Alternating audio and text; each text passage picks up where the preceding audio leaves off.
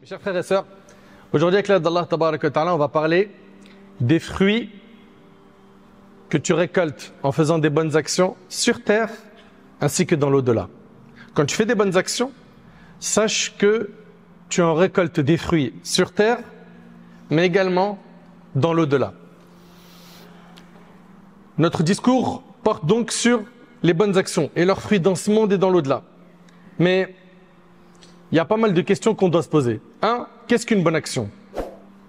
2. Quelles sont les conditions de validité d'une action? Également, quels sont leurs fruits dans ce bas monde et dans l'au-delà? Soyez bien attentifs. Premièrement, qu'est-ce qu'une bonne action? La bonne action est tout ce qu'Allah agrée. Tout ce qu'Allah agrée, que ce soit des paroles ou des actions. Ce sont toutes les paroles et les actions dont Allah est satisfait. Les bonnes actions incluent les actes du cœur et ceux des membres. Et pour qu'une action soit valide dans notre religion, il y a deux conditions. 1. La sincérité. Que tu fasses l'acte en le vouant à Allah subhanahu wa ta'ala exclusivement. Que tu sois sincère dans ton action. Et 2. Que ton acte soit conforme à la sunna du prophète sallallahu alayhi wa sallam. Et parmi les hadiths qui sont magnifiques à entendre, le hadith d'Abi Huraira, radiyallahu anhu, le prophète sallallahu alayhi wa sallam a dit: quand le fils d'Adam meurt, son œuvre s'arrête. Je ne sais pas si tu réalises. Quand tu meurs, tes œuvres s'arrêtent. Sauf 3 choses. Sauf dans 3 choses. Une aumône continue. C'est donc que tu as fait dans les nobles causes que tu as données de ton vivant, eh ben, tu retrouveras ça, bi'idhnillah, après la mort. Une science dont les gens tirent profit. Tant que les gens profitent de ta science, tu as des hasanats qui t'accompagnent dans la tombe. Tout comme le donateur qui a donné pour des nobles causes, pour la construction d'une mosquée, un puits, etc. Dans sa tombe, les hasanats continuent d'augmenter. Et pour terminer, un enfant pieux qui invoque pour lui. Pas n'importe quel enfant, un enfant pieux. De l'importance de bien éduquer nos enfants. Et le hadith, il est rapporté par l'imam muslim. Concernant les fruits que tu récoltes dans ce bas monde et dans l'au-delà en faisant des bonnes actions. La première des choses, et ça va bien te parler, c'est qu'avec les bonnes actions, tu vas être heureux. Tu vas trouver la joie. Et combien sont nombreux ceux et celles qui cherchent le bonheur. Et malheureusement, ils ont fait fausse route. Ils le cherchent dans le haram, en mettant en colère Allah. Alors que le bonheur pour l'avoir, Allah Ta'ala il nous dit: Man amila salihan min dhakarin aw untha wa huwa mu'min falanuhyiyannahu hayatan tayyiba. Quiconque homme ou femme accomplit une œuvre pieuse, des bonnes actions, tout en étant croyant, nous lui ferons vivre une bonne vie. La foi en Allah, les bonnes actions, voilà ce qu'il te faut pour être heureux. Si aujourd'hui, tu n'as toujours pas trouvé le bonheur, c'est parce que tu n'as pas compris que le bonheur s'obtient avec la foi, avec les bonnes actions, et pas la désobéissance, la transgression, le haram. Au contraire, le haram, t'en payes le prix fort. Ça a des conséquences douloureuses sur terre et dans l'au-delà. Le bonheur. Combien de personnes parmi nous, on a aidé quelqu'un, il nous a fait une invocation, on a senti de la joie. Combien de personnes parmi nous ont été utiles à un moment donné dans un tournant, un virage qu'a pris un de nos frères ou une de nos sœurs où il avait vraiment besoin d'aide. Tu étais là à ce moment-là. Tu l'as soulagé. Et ça t'a procuré de la joie. C'est comme ça qu'on se procure de la joie, en faisant des bonnes actions, en aidant, en donnant de notre argent, en étant utile. Et qui parmi nous ne peut pas être utile? Donc la foi et les bonnes actions. Allah il dit, nous lui ferons vivre une bonne vie. Allahu Akbar. Nous lui ferons vivre une bonne vie. Et de l'autre côté, Allah tabaraka wa ta'ala, il dit, فَمَنِ اتَّبَعَ هُدَايَ فَلَا يَضِلُّ وَلَا يَشْقَى وَمَنْ أَعْرَضَ عَنْ ذِكْرِ فَإِنَّ لَهُ مَعِيشَةً ضَنْكًا. Lorsqu'un guide viendra à vous de ma part, celui qui le suivra ne s'égarera pas ici-bas et ne sera pas malheureux dans l'au-delà. Quant à celui qui se détourne de mon rappel, celui qui se détourne du Coran, celui qui n'en veut pas, sa vie elle sera dure. Il ressentira que sa poitrine est étroite, serrée. Pourquoi? Parce qu'il s'est éloigné d'Allah. Tu as donc la foi et tu fais des bonnes actions, tu vas vivre une bonne vie. De l'autre côté, tu prends le chemin du haram, tu t'écartes d'Allah, du Coran, eh ben tu vivras une vie pleine de gêne. Le malheur, qui est le contraire du bonheur, est lié à l'éloignement du rappel d'Allah. Suivre le chemin d'Allah est la voie pour s'éloigner du malheur et atteindre le bonheur. Deuxièmement, qu'est-ce que tu récoltes comme fruit sur terre quand tu fais des bonnes actions? Tes enfants sont préservés et tes biens sont préservés. Et vous savez très très bien, mes frères, vous aussi mes sœurs, vous qui avez des enfants, que l'éducation des enfants, c'est un grand challenge. Les voir droit, dans notre contexte, c'est devenu un grand défi. Tu veux que tes enfants soient pieux? Tu veux qu'ils soient préservés? Toi, fais des bonnes actions, sois pieux. Allah tabarak wa ta'ala, il dit وَلْيَخْشَى الَّذِينَ لَوْ تَرَكُوا مِنْ خَلْفِهِمْ ذُرِّيَّةً ضِعَافًا خَافُوا عَلَيْهِمْ فَلْيَتَّقُوا اللَّهَ وَلْيَقُولُوا قَوْلًا سَدِيدًا. Que craignent d'attenter au bien des orphelins ceux qui, s'ils laissent derrière eux des enfants en bas âge, s'inquiéteraient pour eux, qu'ils craignent Allah et tiennent des propos justes. Crains Allah, Allah préservera tes enfants. Crains ton Seigneur, Allah il les préservera. T'inquiète pas. On entend des gens dire aujourd'hui, moi j'essaye de sécuriser l'avenir de mes enfants. Tu sécurises rien. Celui qui sécurise l'avenir de tes enfants, c'est Allah. Non mais j'essaye de leur laisser un maximum d'argent, comme ça ils vont pas tendre la main. Très bien, mais si tu leur laisses pas le din, qu'est-ce qu'ils vont faire? À ta mort, ils vont se chamailler, ils vont se battre pour l'héritage. Il est possible même qu'il y ait une rupture de lien de famille pour l'héritage que tu leur as laissé. Pourquoi? Parce que tu as tout misé sur le matériel. Mais l'éducation islamique, c'était pas un souci pour toi. T'as peur pour tes enfants, t'as peur pour tes biens, crains Allah. Fais des bonnes actions. Allah, il te les préservera. Allah, il te les préservera. Donc, ce que tu gagnes en faisant des bonnes actions sur terre, c'est le bonheur. Ton cœur, il est rempli de joie. 2, Allah, il préserve tes biens, il préserve tes enfants. Également, tes soucis disparaissent. Subhanallah, qui parmi nous sur terre n'a pas de soucis? On sait très bien qu'on est dans une terre d'épreuves, n'est-ce pas? Allah subhanahu wa ta'ala dit لَقَدْ خَلَقْنَا الْإِنسَانَ فِي كَبَدٍ. Nous avons créé l'homme pour une vie pleine de lutte. C'est une vie de lutte. Aujourd'hui tu es heureux, demain tu ne l'es pas. Aujourd'hui on t'a annoncé une bonne nouvelle, demain malheureusement c'est une mauvaise nouvelle. La vie n'est pas stable. Eh bien si tu veux, dans les moments difficiles, avoir le soutien d'Allah et que tes soucis disparaissent, fais des bonnes actions. Fais des bonnes actions.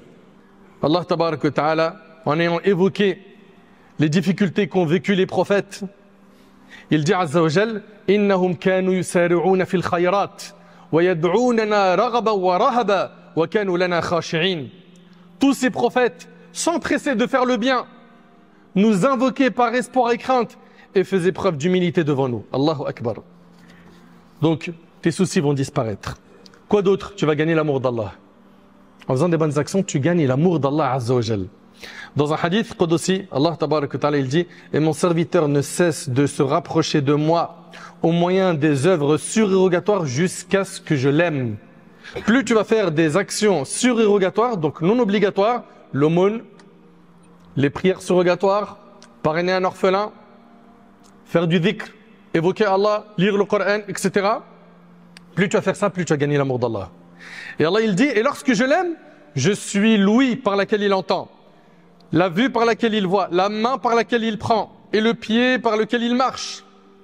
S'il me demande quelque chose, je lui donne. Et s'il cherche refuge auprès de moi, je lui accorde refuge. Et le hadith est rapporté par l'imam al-Bukhari. Cinquièmement, et c'est le dernier fruit qu'on va évoquer sur terre, c'est que celui qui fait des bonnes actions, il gagne l'amour des gens. Il gagne l'amour des gens. Vous savez, ne pas avoir d'ennemis, pouvoir marcher n'importe où, et surtout avoir des gens qui t'aiment là où tu te trouves, là où tu vas, c'est quelque chose qui apaise le cœur, qui fait du bien. Ça fait du bien. Eh bien, en faisant le bien, tu gagnes l'amour des gens. Allah Ta'ala il dit Inna alladhina amanu wa amilu salihat sayaj'alu lahumur rahmanu wudda. Le miséricordieux suscitera l'amour en faveur de ceux qui croient et accomplissent des œuvres pieuses. Ibn Abbas radiyallahu anhu a dit, ceci désigne l'amour que les musulmans éprouveront envers lui ici-bas. Subhanallah. Donc les personnes pieuses, les bonnes personnes vont t'aimer. Pourquoi? Parce que tu étais quelqu'un qui a cru en Allah et qui a fait des bonnes actions. Qatada rahimallah a dit, et méditez bien sur cette parole s'il vous plaît. Il a dit, nul ne se consacre sincèrement et exclusivement à Allah sans que celui-ci ne lui offre les cœurs de ses serviteurs croyants. Allahu Akbar. Toute personne qui va consacrer sincèrement, exclusivement sa vie pour Allah subhanahu wa ta'ala, Allah il lui offre les cœurs de ses serviteurs.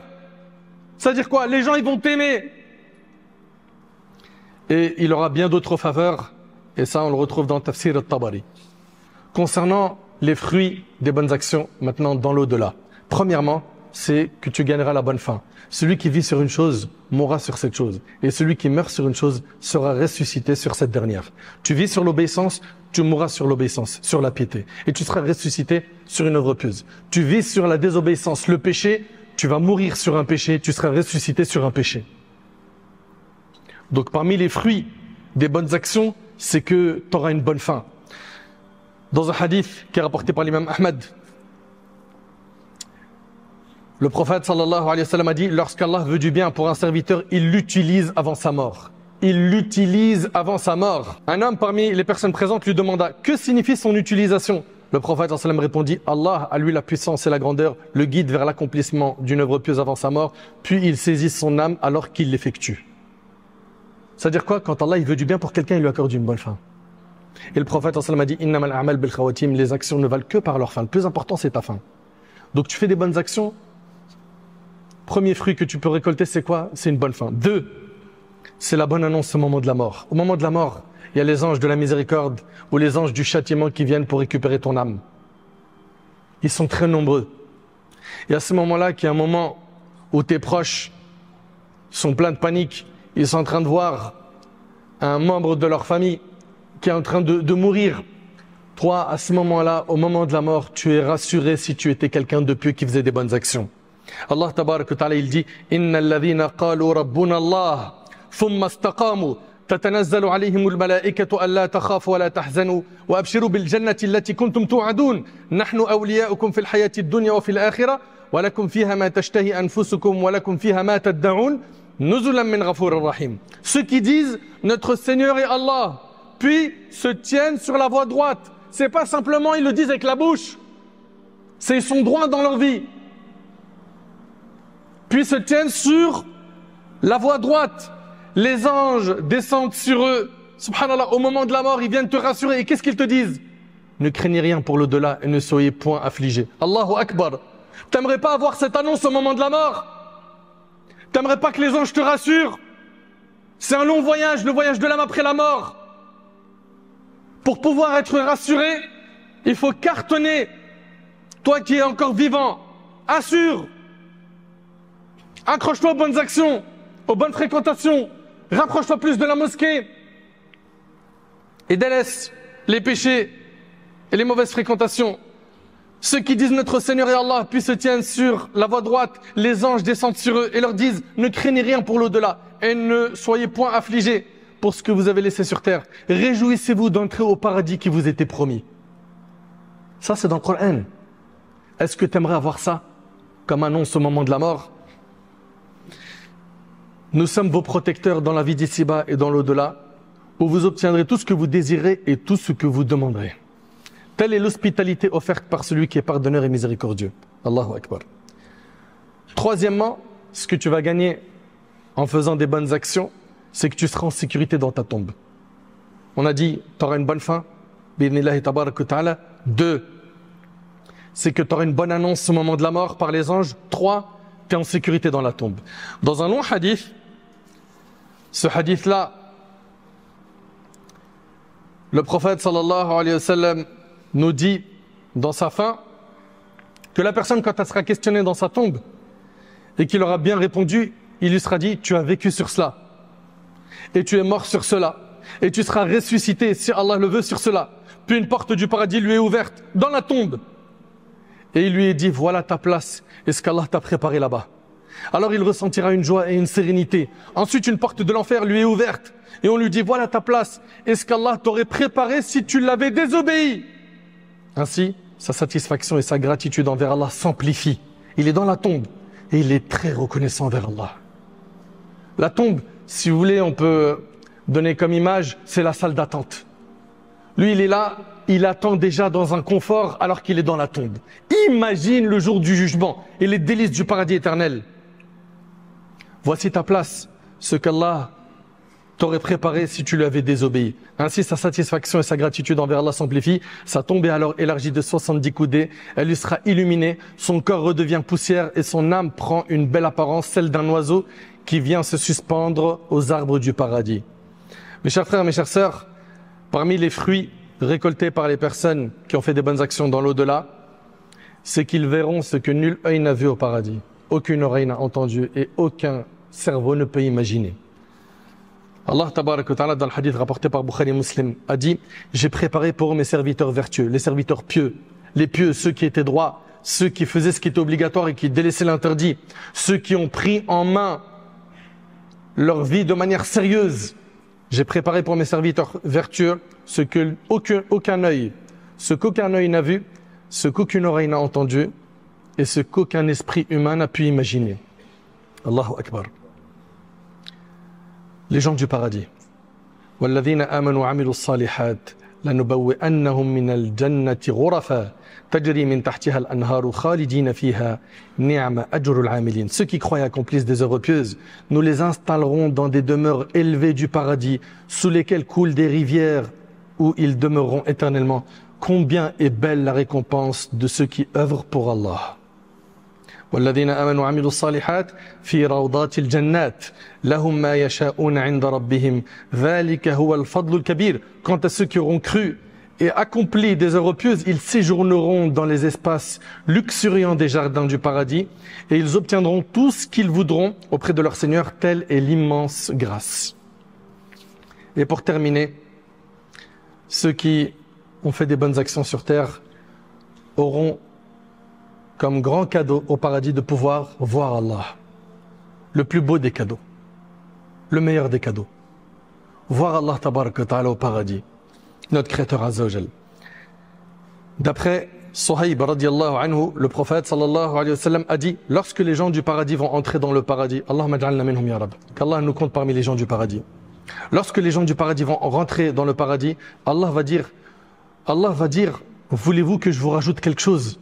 Ils vont dire, n'as-tu pas blanchi nos visages? Ne nous as-tu pas fait rentrer dans le paradis et tu nous as sauvés du feu?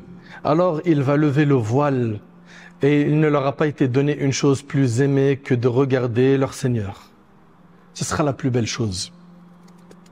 Puis le prophète sallallahu alayhi wa sallam récita le verset « Lilladhina ahsanul husna wa ziyada » Pour ceux qui ont agi en bienfaisance, il y a belle récompense et un rajout. Subhanallah. Mes chers frères et mes chères sœurs, si on résume les fruits des bonnes actions après la mort, il y a la bonne fin.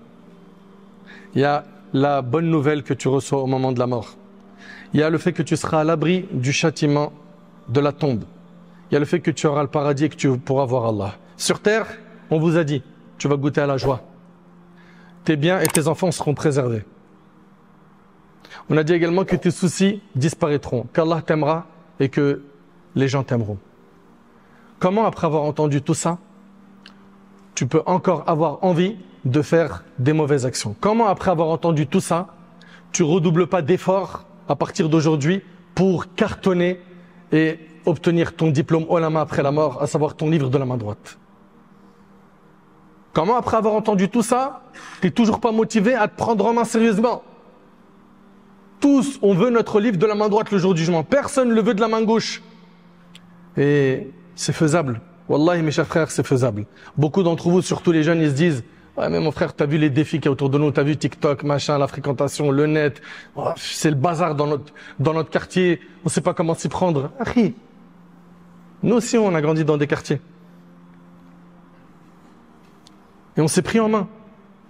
Je prétends pas, moi, être un exemple ou un pieux, Mais une chose est sûre, c'est que, mes chers frères, quand on veut faire le bien, Allah il nous le facilite. Juste, faut que tu aies la volonté. Faut que tu te prennes en main. C'est pas possible que tu suis la masse qui t'appelle à faire n'importe quoi. Mais jusqu'à quand?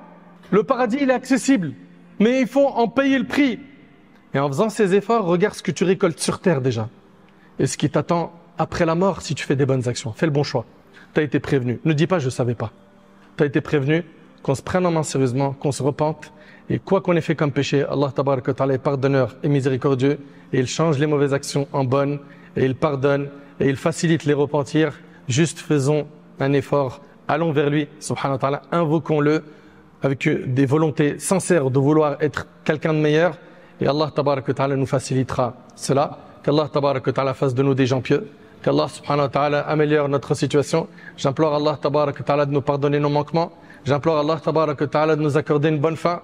J'implore Allah tabaraka wa ta'ala de nous ressusciter en compagnie des prophètes, des véridiques, des pieux. J'implore Allah tabaraka wa ta'ala de nous accorder le jour du jugement notre livre de la main droite, de nous faciliter le jugement, de nous faciliter de passer sur le pont du Sirat.